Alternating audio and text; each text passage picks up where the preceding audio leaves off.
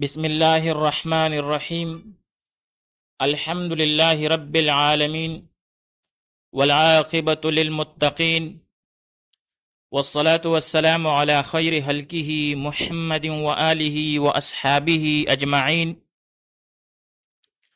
آج السراجی فی المیراث میں ہمارا 16واں سبق ہے، جس میں ہم ذوی الفروض یا اصحاب الفرائض کے بارے میں پڑھیں گے، یعنی ورثاء میں سے اصحاب الفرائض جنہیں سب سے پہلے حصہ دیا جاتا ہے اور جن کے حصے شریعت مطہرہ میں بیان کیے گئے ہیں، اصحاب الفرائض۔ تو آئیے سبق میں آگے بڑھتے ہیں۔ وَأَصْحَابُ هَٰذِهِ السِّهَامِ، اور ان حصوں کے وارثین جو ہیں 12، وہ 12 ہیں، یعنی 12 قسم کے وارثین ان حصوں کے حقدار ہیں۔ پھر ان 12 میں 4 جو ہیں وہ مرد ہیں اور 8 جو ہیں وہ عورتیں ہیں۔ اس لیے فرماتے ہیں وَأَصْحَابُ هَٰذِهِ السِّهَامِ 12 نفراً، کہ ان حصوں کے جو صاحبین ہیں، وارثین ہیں، وہ 12 ہیں۔ 4 من الرجال، 4 جو ہیں وہ مردوں میں سے ہے، اور وہ 4 کون ہیں؟ تو وہ فرماتے ہیں کہ تفسیر اس کی وَهُمُ الْأَبُ وَالْجَدُّ الصَّحِيحُ وَالْأَخُ لِأُمٍّ وَالزَّوْجُ۔ وَهُمُ الْأَبُ، اور وہ اب ہیں، یعنی میت کا باپ۔ اس میں جو بھی نسبت کی جائے گی وہ میت کی طرف کی جائے گی، یعنی اب سے مراد جو ہے وہ میت کا باپ ہے۔ والجد الصحیح، اور میت کا دادا یعنی جد صحیح، اور اسی طرح اوپر تک یعنی پر دادا وغیرہ۔ چنانچہ والجد الصحیح کی وضاحت کی گئی ہے، وَهُوَ الْأَبُ الْأَبِ، وہ باپ کا باپ ہے یعنی دادا، وَإِنْ عَلَا، اور اسی طرح اوپر تک یعنی پر دادا وغیرہ۔ وَالْأَخُ لِأُمٍّ، ماشریک بھائی، یعنی میت کا ایسا بھائی کہ میت اور اس بھائی کا صرف ماں شریک ہو، اور اسے کہا جاتا ہے اخیافی بھائی۔ ماں شریک بھائی کو کہتے ہیں اخیافی بھائی۔ اور پھر اس کے بعد جو ہے والزوج، 4 نمبر پر جو ہے وہ میت کا شوہر، یعنی جب بیوی وفات پا گئی ہو تو اس کا شوہر جو ہے وہ بھی ذوی الفروض میں سے ہوگا۔ تو بھائی 4 جو ہیں یہ مردوں میں سے اصحاب الفروض یا ذوی الفروض ہے۔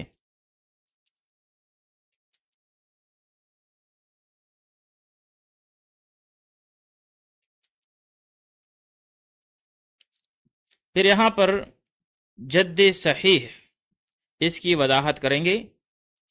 جد صحیح اس جد کو کہتے ہیں کہ جس کے ساتھ میت کا رشتہ جوڑنے میں درمیان میں ماں یعنی مؤنث کا واسطہ موجود نہ ہو، یعنی جب میت کا رشتہ اس جد کے ساتھ، اس دادا کے ساتھ ہم جوڑیں گے تو درمیان میں ماں کا واسطہ نہ ہو،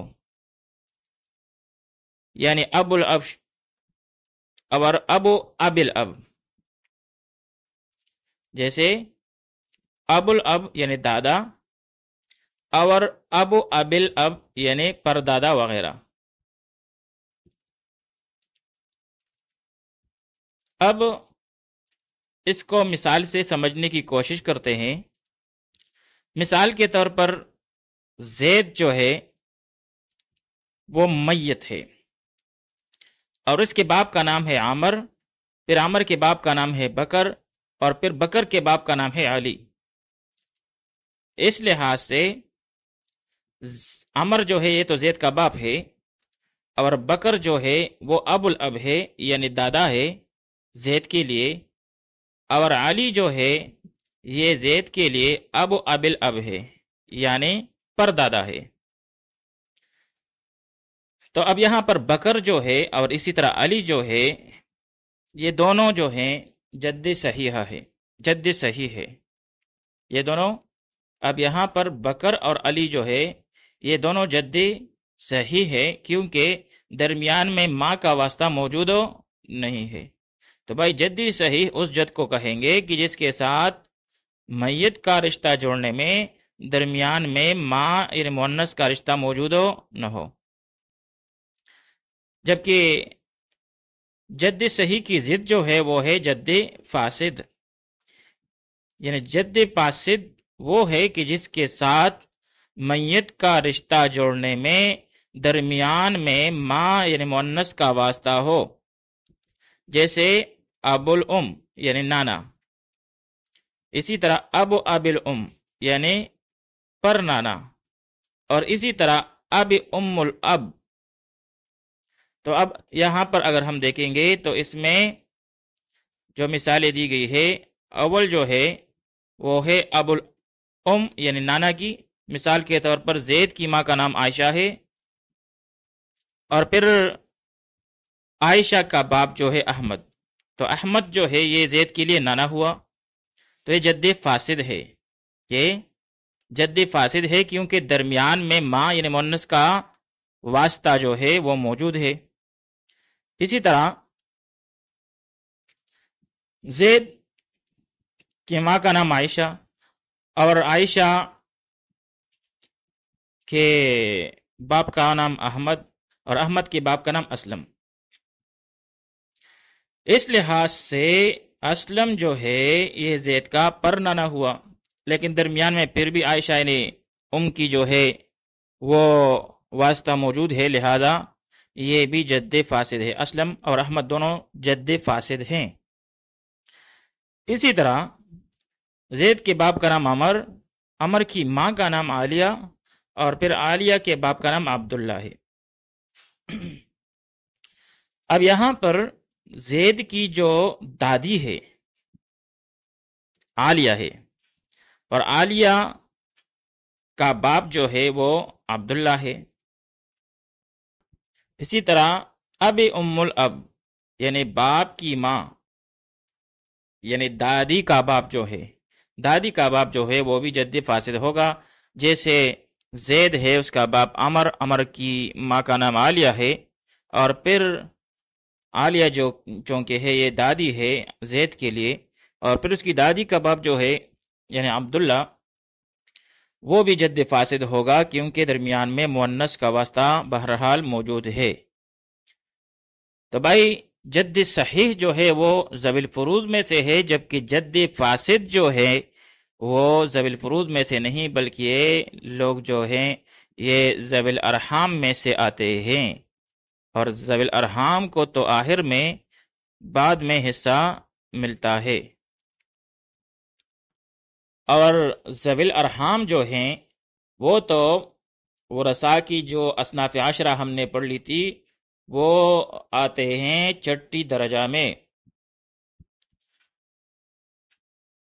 تو بھائی جد فاسد جو ہیں وہ ذوی الارحام میں سے آتے ہیں۔ تو یہ تو وضاحت ہوئی جد صحیح اور جد فاسد کی۔ بہرحال جو افراد رجال میں مذکور ہے، یعنی وہ افراد وہ مرد جن کے حصے شریعت مطہرہ میں مقرر ہیں وہ 4 ہیں۔ اول اب یعنی باپ، اور دوسرا جد صحیح جس کی وضاحت ہم نے کی کہ درمیان میں مؤنث کا واسطہ نہ ہو، اور تیسرا اخ لامن یعنی اخیاپی بھائی، ماں شریک بھائی کو کہتے ہیں، اور چوتھا الزوج یعنی شوہر۔ پھر آگے 8 جو عورتیں ہیں ان کا ذکر ہے، جن کی حصے شریعت مطہرہ میں قرآن مجید میں مقرر فرمائے گئے ہیں۔ چنانچہ فرماتے ہیں وَثَمَانٍ مِّنَ النِّسَاءِ، وَثَمَانٍ مِّنَ النِّسَاءِ، اور 8 جو ہیں وہ عورتیں ہیں جن کے حصے شریعت مطہرہ میں مقرر کیے گئے ہیں۔ پھر عورتوں میں اول جو ہے الزوجہ وہن الزوجہ، اول جو ہے وہ میت کی بیوی ہے، یعنی شوہر وفات پا گیا تو اس کی بیوی کا حصہ یہ بھی شریعت میں مقرر ہے۔ والبنت، دوسری جو ہے وہ ہے میت کی بیٹی، ایک شخص وفات پا گیا اور پیچھے بیٹی چھوڑ گیا تو اس کا حصہ بھی شریعت میں مقرر ہے۔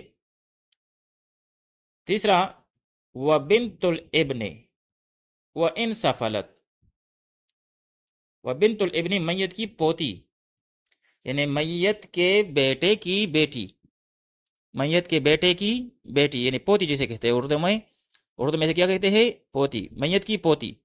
وان سفلت، اور اس طرح نیچے تک، اور اسی طرح نیچے تک، تو بھائی نیچے تک یعنی پر پوتی وغیرہ۔ اب یہاں پر بنت الابن سے تو مراد بیٹے کی بیٹی ہے یعنی پوتی، لیکن وہ انسفلت سے کیا مراد ہے؟ وہ انسفلت سے تو اس کی 2 صورتیں ہو سکتی ہے۔ اول صورت تو ہے بنت ابن الابن، بنت ابن الابن، مثال کے طور پر زید جو ہے وہ میت ہے، اب اس کا بیٹا جو ہے علی ہے، اور پھر علی کا بیٹا ساجد ہے، اور پھر ساجد کی بیٹی ہے، تو بنت ابن الابن ہو گیا یعنی پوتے کی بیٹی۔ اور دوسری صورت و انسفلت کی یہ بھی ہو سکتی ہے کہ بنت الابن ہو، یعنی پوتی کی لڑکی ہو، پوتی کی بیٹی ہو، مثال کے طور پر زید جو ہے وہ میت ہے اور اس کا بیٹا علی ہے، پھر علی کی بیٹی ساجدہ ہے، اور پھر ساجدہ کی بیٹی عالیہ ہے، تو اب یہاں پر عالیہ جو ہے وہ پوتی کی بیٹی ٹھہری، تو اس سے یہاں پر مراد اول صورت ہے، یعنی وہ صورت جس میں مذکر کا واسطہ ہو وہ ذوی الفروض میں سے ہوگا، وہ صورت جس میں مذکر کا واسطہ ہو وہ ذوی الفروض میں سے ہوگا، اور جہاں پر مذکر کا واسطہ نہ ہو یعنی پوتی کی بیٹی جو ہے وہ کیا ہے؟ ذوی الارحام میں سے ہے، یعنی جہاں پر مؤنث کا واسطہ موجود ہے۔ تو یہاں پر ایک قاعدہ یہ ضروری ہے وہ بھی بتاتا چلوں، اور وہ یہ ہے کہ بھائی جب دور کی اولاد مراد ہوتی ہے، جب دور کی اولاد مراد ہوتی ہے تو اس میں وہ اولاد مراد ہوتی ہیں جو مذکر کے واسطہ سے آئے ہو، اور جو اولاد مؤنث کے واسطہ سے ہوگی وہ ذوی الفروض میں داخل نہیں ہوگی بلکہ وہ ذوی الارحام میں داخل ہوگی۔ تو یہ بھائی وہ بنت الابن و ان سفلت میں وضاحت ہوئی کہ بھائی بنت الابن سے مراد تو پوتی ہے یعنی بیٹے کی بیٹی، لیکن آگے وہ ان سفلت سے مراد بیٹے کے بیٹے کی بیٹی مراد ہوتی ہے، نہ کہ بیٹے کے بیٹی کے بیٹی۔ اور اسی طرح چوتھے درجے میں جو ہے نساء میں والاخت لأب و امن، یعنی بہنوں کا بیان ہے، 3 قسم کی بہنیں ہیں، والاخت لأب و امن، یعنی ماں اور باپ دونوں شریک بہنیں، جنہیں عینی بہن بھی کہا جاتا ہے، اور اسی طرح ماں باپ شریک بہن بھی کہا جاتا ہے، حقیقی بہن بھی کہا جاتا ہے، تو وہ بہنیں وہ جو ہے وہ بھی ذوی الفروض میں سے شمار ہوتی ہیں۔ پھر 5ویں جو ہے والاخت لأب، یعنی صرف باپ شریک بہن، باپ شریک بہن، یعنی میت کا اور اس عورت کا باپ ایک ہو، ماں الگ الگ ہو، جسے علاتی بہن بھی کہا جاتا ہے۔ کیا؟ علاتی بہن، جس کے ساتھ صرف باپ شریک ہوتا ہے۔ اسی طرح ذوی الفروض میں سے 6ٹھی قسم جو ہے نساء میں سے وہ ہے والاخت لأم، والاخت لأم، یعنی ما شریک والأخت لأم ما شریک بہن، جسے اخیافی بہن بھی کہا جاتا ہے۔ کیا کہا جاتا ہے اسے؟ اخیافی بہن۔ تو ایک تھا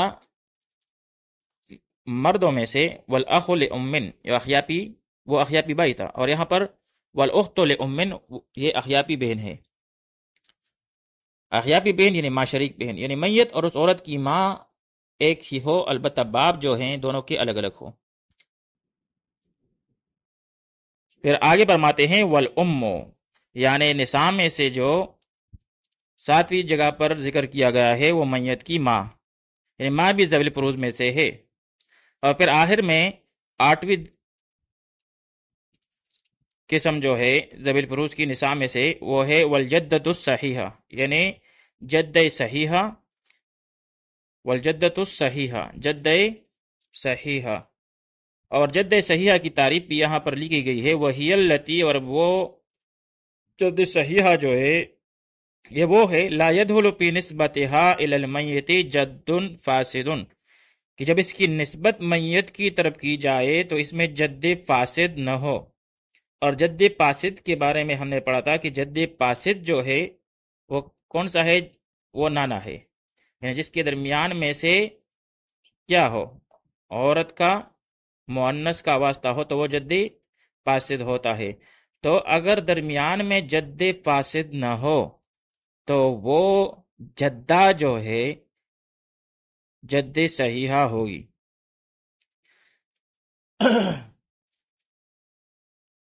اس کو سمجھنے کی کوشش کرتے ہیں کہ جد صحیحہ کو، کہ بھائی جد صحیحہ اس عورت کو کہتے ہیں کہ جس کے ساتھ میت کا رشتہ جوڑنے میں بیچ میں درمیان میں نانا، جسے ابو الام کہا جاتا ہے، کا واسطہ نہ آئے۔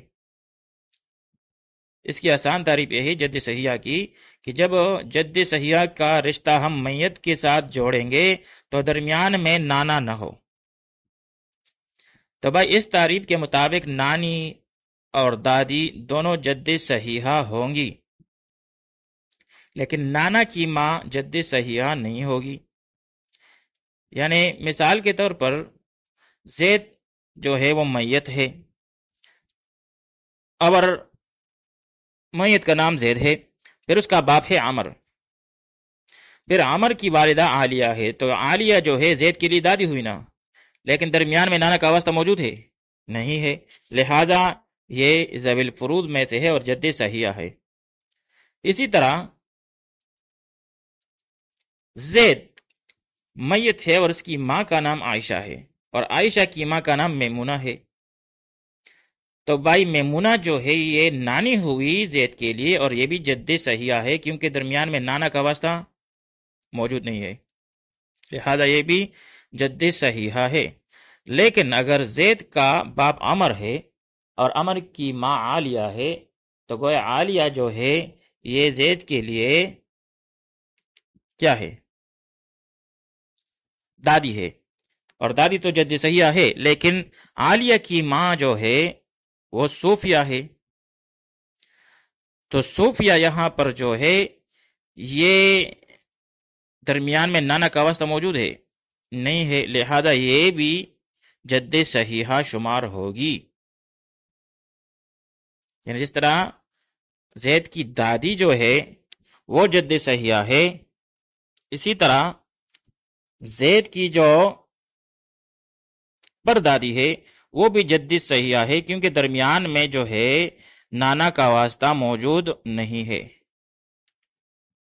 تو جد صحیحہ وہ ہے جس کے ساتھ میت کا رشتہ جوڑنے میں بیچ میں نانا کا واسطہ موجود ہو نہ ہو، لیکن اگر درمیان میں نانا یعنی ابو الام کا واسطہ موجود ہو تو پھر اسے جد فاسدہ کہا جائے گا، اسے یعنی جد صحیحہ کی ضد ہے، اسے جد فاسدہ کہا جائے گا۔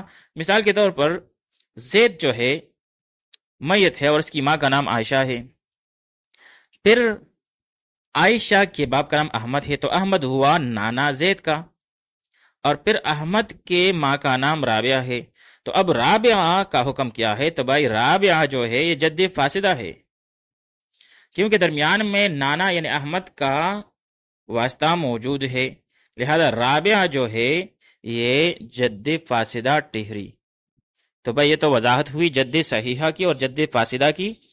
تو جد صحیحہ وہ ہے کہ جس کے ساتھ میت کا رشتہ جوڑنے میں بیچ میں نانا کا واسطہ موجود ہو نہ ہو، یعنی جد فاسد کا واسطہ درمیان میں موجود ہو نہ ہو، کیونکہ جد فاسد کہتے ہی اسے ہے کہ درمیان میں مؤنث کا ذکر آئے، اور مؤنث کا ذکر جو ہے وہ نانا کی صورت میں آتا ہے کیونکہ وہ ماں کا باپ ہوتا ہے، لہذا نانا کی موجود ہونے کی صورت میں جو آگے جدہ آئے گی وہ جدہ صحیحہ نہیں ہوگی۔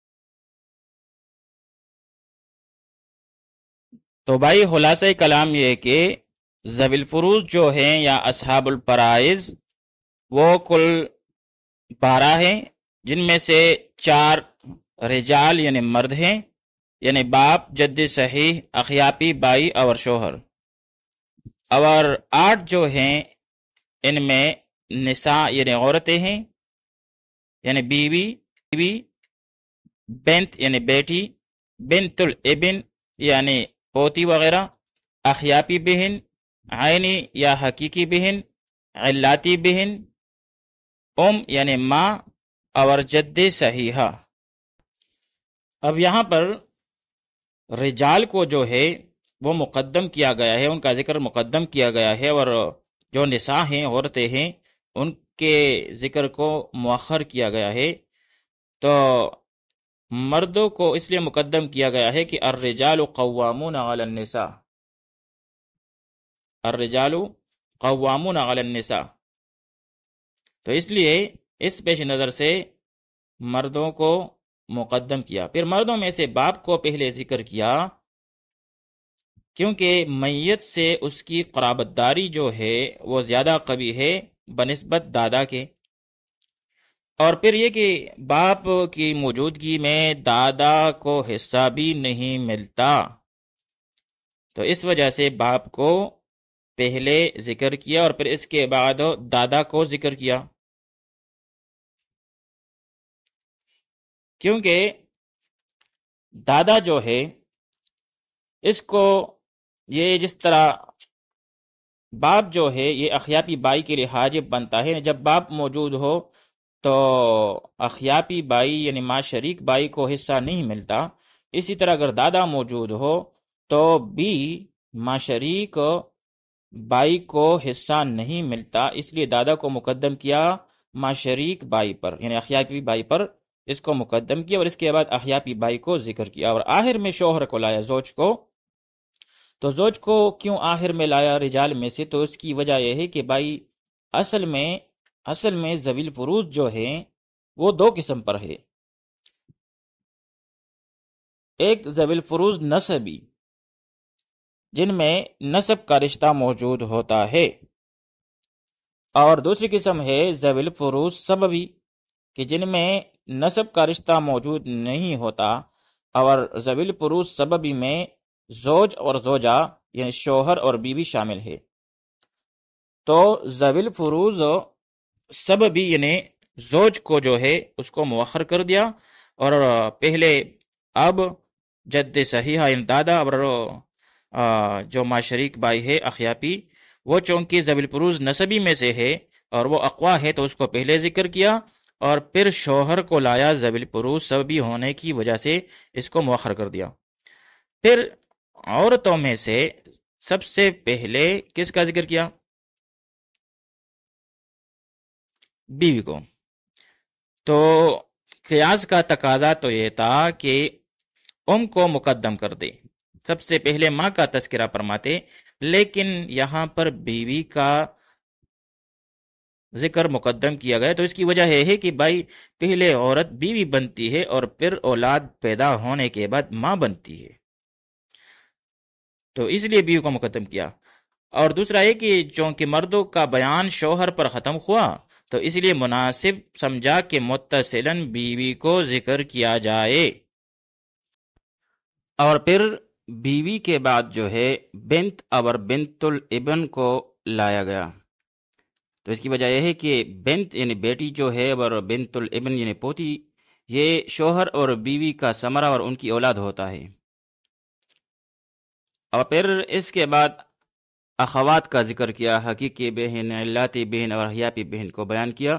تو چونکہ بیٹی اور پوتی کی قرابت جو ہے وہ بہنوں کے مقابلے میں قوی ہوتی ہے، تو اسے پہلے ذکر کیا اور اخوات کو بعد میں ذکر کیا۔ پھر اخوات کو پر بھی مقدم کیا اور کو مؤخر کیا، تو اس کی کیا وجہ ہے؟ تو بھائی اس ترتیب کی وجہ یہ ہے کہ کا جو حصہ ہے وہ اخوات کی موجودگی میں گھٹ جاتا ہے، کم ہو جاتا ہے، یعنی جو ہے اس کے لیے اخوات حاجب بن جاتی ہے، تو اس لیے اخوات کو پہلے ذکر کیا اور پھر آخر میں اخوات کے بعد کو ذکر کیا۔ پھر کو جدہ سے مقدم کیا، تو اس کی وجہ یہ ہے کہ جو ہے یہ اقرب الی المیت ہے، اسی لیے اس کو جدہ سے مقدم کیا۔ اور دوسری بات یہ ہے کہ جو ہے یہ جدہ کے لیے حاجب بھی بنتی ہے، یعنی جب موجود ہو یعنی ماں، تو پھر جدہ کو حصہ نہیں ملتا، اس لیے بعد میں جدہ کو ذکر کیا۔ پھر اس میں ایک اور نقطہ بھی شارحین جو ہے وہ لکھتے ہیں، اور وہ یہ ہے کہ بائی ابتدا میں جو ہے وہ باپ دادا کا ذکر ہے، اور سب سے آخر میں اور جدہ کا ذکر ہے۔ تو بھائی تمام ورثاء کی شروع میں اور آخر میں شفقت کرنے والے موجود ہیں۔ ابتدا میں شفقت کرنے والے باپ اور دادا کا ذکر کیا، اور آخر میں شفقت کرنے والے ماں اور دادی کا ذکر کیا۔ وصلی اللہ تعالی علی خیر خلقہ محمد وآلہ واصحابہ اجمعین۔